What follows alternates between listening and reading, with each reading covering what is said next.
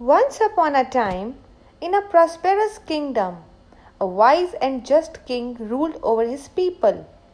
He was known for his intelligence and fairness, but recently he faced a difficult challenge. He suspected that one of his three most trusted ministers was dishonest, yet he could not determine who it was. To uncover the truth, the king devised a test. He summoned all three ministers and said, "My birthday is approaching, and I want to celebrate it with the finest fruits. Each of you will be given an empty cart and sent to a separate part of the royal forest. You must fill your cart with the best fruits you can find and return by the evening. The quality of the fruits will be the only gift I accept from you." The ministers agreed, and the king's guard escorted them to different parts of the vast forest. The first minister was hardworking and honest. He took the responsibility seriously and carefully searched for the best fruit bearing trees. He climbed the trees, inspected each fruit, and picked only the ripest and the freshest one. He worked tirelessly throughout the day, filling his cart with the finest fruits. By evening, he was exhausted, but he was proud of his efforts. The second minister, however, was cunning and lazy. He reasoned that the king would not inspect every single fruit in his cart. So instead of climbing trees and selecting fresh fruits, he simply gathered whatever he found on the ground, many of which were bruised, rotten, or unfit to eat. Satisfied with his minimal effort, he rested under a tree for most of the day, confident that his trickery would go unnoticed.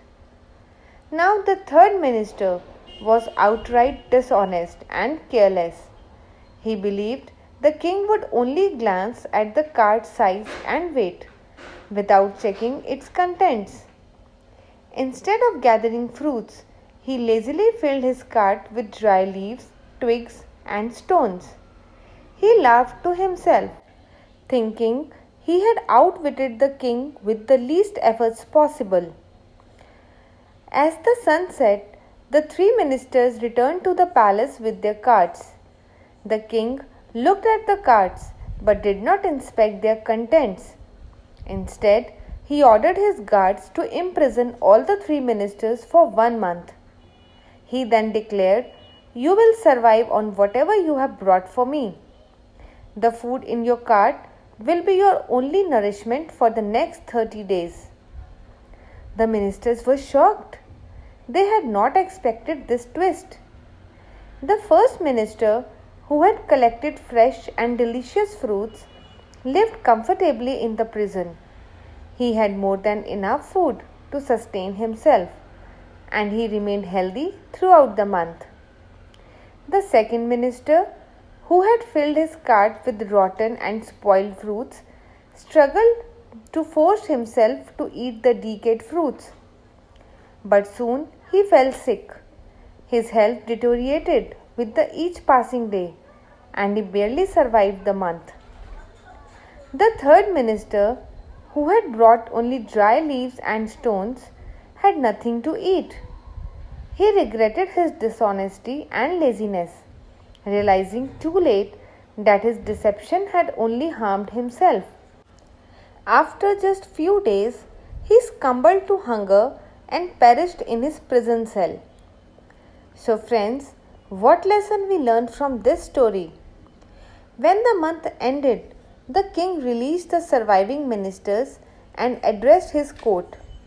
The test was not just about gathering fruits. It was about character, honesty, and effort.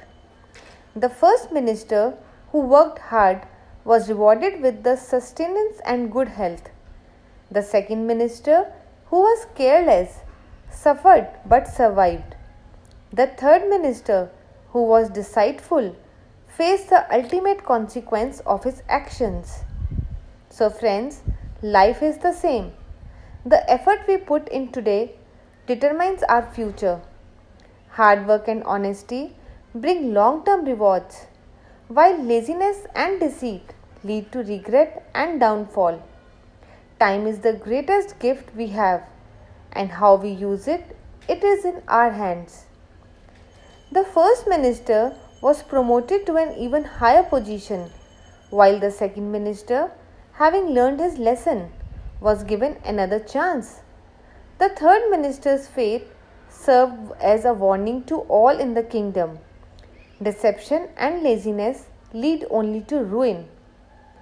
And so the story spread throughout the land, reminding everyone that our present actions shape our future. So, friends, I hope you like this story. And if you want more such stories, then do subscribe to our channel. Thank you. Have a good day.